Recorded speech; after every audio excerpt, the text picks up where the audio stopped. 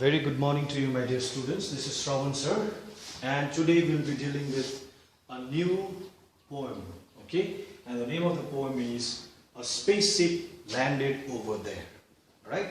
So before we deal with the poem, let us just see what the poem actually talks about. Okay. Now this poem is written in ABCB, rhyming word. Okay, it is written in this structure ABCB. You will find the rhyming words only in the second and the last stanza. Okay, I'll just give you an example. A spaceship landed over there. No one believed me yet. I walked on over after dark and took my friend the vet. See, yet and vet, which is in the second line and the last line. There is a rhyming word. That's why it is written. The poem is written in ABCB. Okay. The poem talks about UFO, aliens. Alright? The poem talks about UFO, aliens. You might have seen a movie called Krish or Koi Mil Gaya, no? There Hrithik Roshan meets an alien. So it's a kind of a poem, something like that. Okay? That's why it is an imaginary poem. It's not a realistic poem. It is an imaginary poem. Okay? So Mac Wilkie has written the poem. So he is imagining the things. Okay?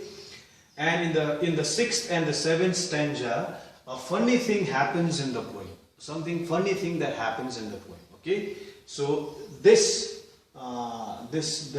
very thing you will find in your book, page number 63. Okay, so let's talk about the poem.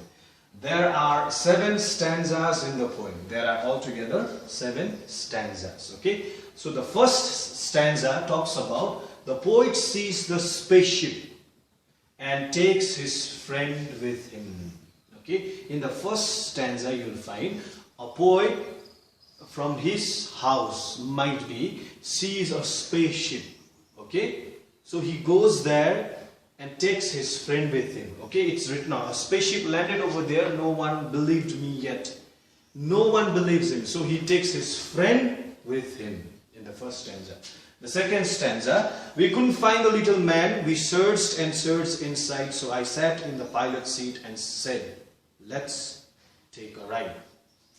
They started searching for a little man. For example, as they saw the spaceship, they are trying to find out who else have come. So they are in search of an alien, if you want to put it in another word. They are in search of an alien, but they do not find anybody. So they go inside the spaceship and sits on the pilot seat. Okay? And the third stanza talks about a voice said, early earthman. Then a glass dome dropped around. My nerve grew calmer when I heard a high-pitched hissing sound. In the third stanza, they heard a voice. They hear a voice which says, early earthman. Okay? As soon as they hear the voice, the glass doom. A doom is a kind of a thing like this. Okay? Doom. It covers them. That means the spaceship is now closed. It is closed now. They are inside the spaceship. Okay? And they start shivering.